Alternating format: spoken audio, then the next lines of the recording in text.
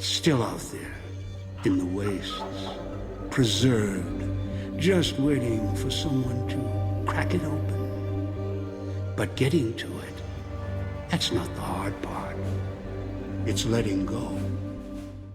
Hello Mojave Treasure Hunters, Katogenesis here. This time I will be giving you a combination guide for the Dead Money expansion of Fallout New Vegas. I will be showing the unique equipment you can obtain, as well as Dean Domino's stashes in the districts outside the Sierra Madre, one of which is by the Sierra Madre Snow Globe, which I will show you as well. As always, with the assistance of the Fallout Wiki, we will be doing this by progression, so you won't have to be worrying about missing something before you enter the casino. And now let's begin our excursion with the villa. After you start and learn about your surroundings, you'll realize your equipment has been replaced, and you now have the hollow rifle as well as a Dead Money jumpsuit, and a bomb around your neck.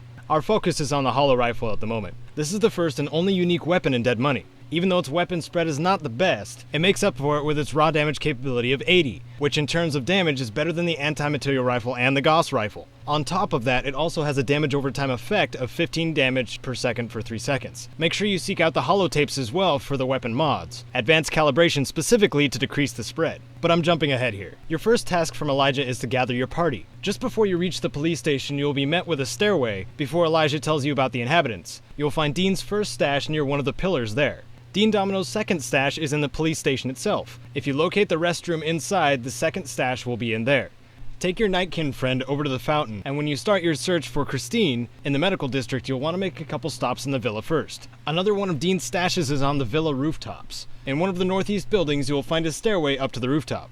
The fourth stash you can find is in the southeast part of the villa, inside of a little shop. And that's all we have to collect in the villa. Let's move on to the medical district. Dodge the rogue radio signals and make your way into the clinic, and just to the left of the entrance, you will find Dean Domino's fifth stash. And since you are still at the entrance of the medical clinic, if you take a right and follow the hallway down to the first door, you will be in a room where some strange experiments were happening. On one of the gurneys, you will find an assassin's suit. A great piece of armor for any courier at this point, but as its name implies, directed towards stealth, giving a sneak bonus of 10 and a damage threshold of 14. Once you have Christine in tow, you can take the exit upstairs, which puts you on the medical district rooftop. A short jaunt from there, and on the opposing side of a roof, is another one of Dean Domino's stashes. You should now have 2 unique items, and have found a total of 6 of Dean Domino's stashes. After you finish in the medical district, head to the residential district to find the one that's been placing these stashes in the first place. When you make it roughly halfway towards Dean Domino, you'll be seemingly blocked off by the cloud. But within that cloud, and adjacent to the trees,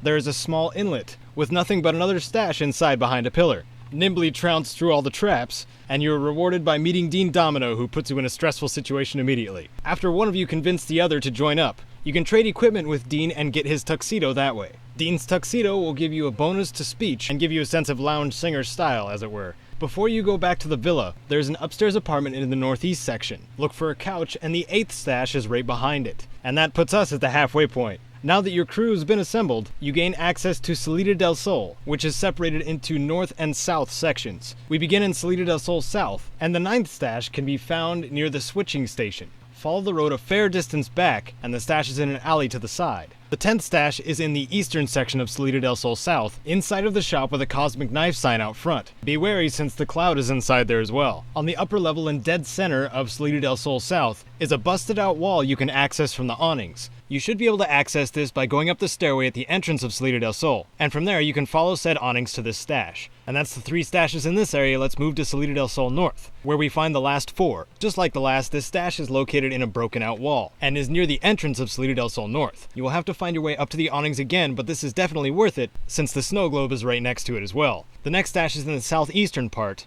in an upstairs billiard room. It's on the top shelf of the metal shelves inside that room. Continuing north, you will find a large flight of stairs, the cloud seeing it more than tourists now. Just to the left of them, yet again, is the 14th of Dean Domino's stashes. After doing what you need to start the gala event, take the path southwest and you will end up in the Salida del Sol courtyard. Well, above it to start with. If you jump down into the cloud, you will be met with a locked gate. There's a skeleton with the key next to them, and Dean's final stash behind the waterway. I highly recommend getting all of these stashes before you enter the Madre, because when you come out for your final look, there's a few more radio signals you won't be able to silence. Now with the confusing exterior out of the way, let's gather that last bit of equipment in the Sierra Madre. Yeah, that rhymed. Get through the casino, kitchen, and theater segments of the main quest, and you will end up in the Sierra Madre Executive Suites. This is a set that's more rare than unique.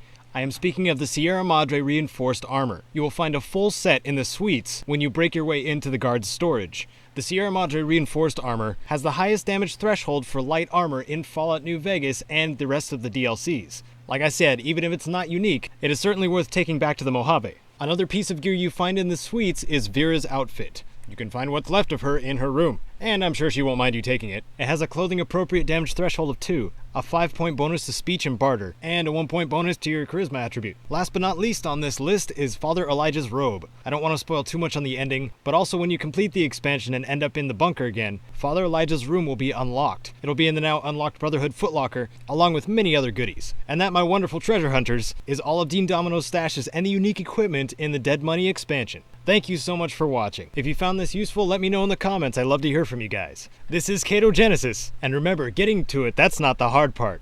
It's letting go.